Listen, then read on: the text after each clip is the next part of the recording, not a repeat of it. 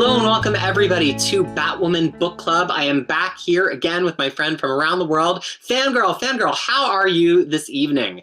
I'm doing good. Daylight saving times is over or beginning. Anyway, it's going to be longer days, so I'm very happy about that. What that means is actually we're getting farther and farther apart because since I'll be at fall back and you're at spring forward, now the gulf between the times that we're in is actually getting longer and longer.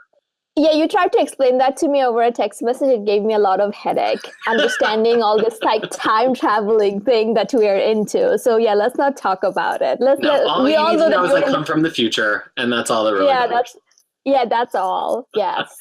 So today we're talking about the first two hardcovers of the New 52 run of Batwoman. So actually, Freya's got them both. Yes, here we go. It's like hydrology and To Drown the World, the two of them. I got the trades, you got the hardcover, right? But they both have the same cover.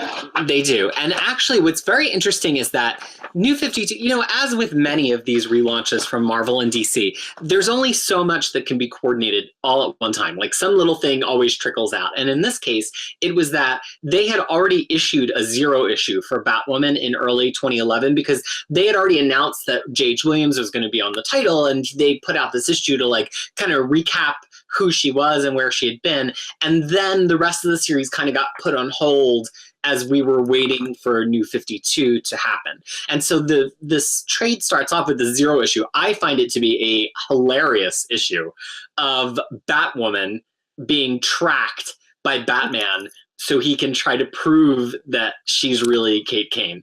And I know you are our big Batman fan, so what did you think about Batman and his many disguises in this issue? I liked this one. This kind of brought me pure joy. Like Batman just sitting there with the goggles, like a Looney Tunes character. It was just hilarious. But here's the thing. Was it one person or was it two person that was following her? I think it's all supposed to be him. No, because the thing is, it's two different writing. There's I've been following your footsteps. Look at you. Looking at it, so it's two different. So I think the bottom one, it's actually Cameron Chase.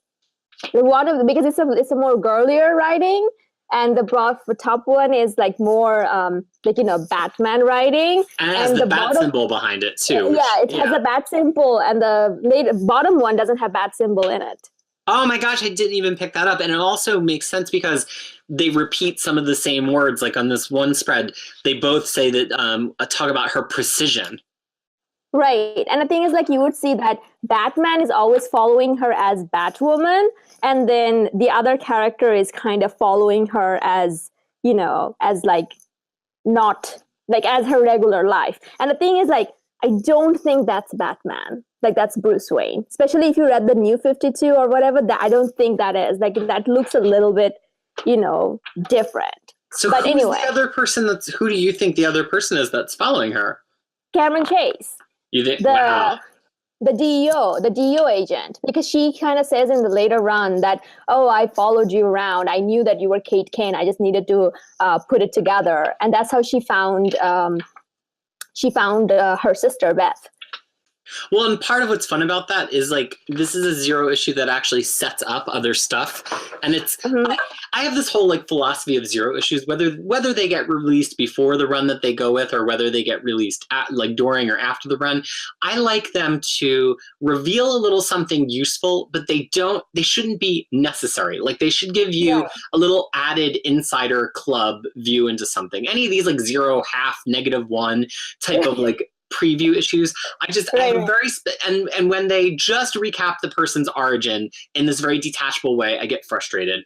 And when they're actually essential to the story, I'm like, well, then it wasn't a zero issue, was it? It was really chapter 1. Right. And so this to me feels like the perfect zero issue because it tells you a lot of information. It adds to your read. And actually, we're going to only talk about each book as we go. But in terms of the themes of all 4 of the volumes we're talking about this week and next week, this need for Batman and Chase to find out Batwoman's identity is mirrored across the entire run, and the way that the run ends.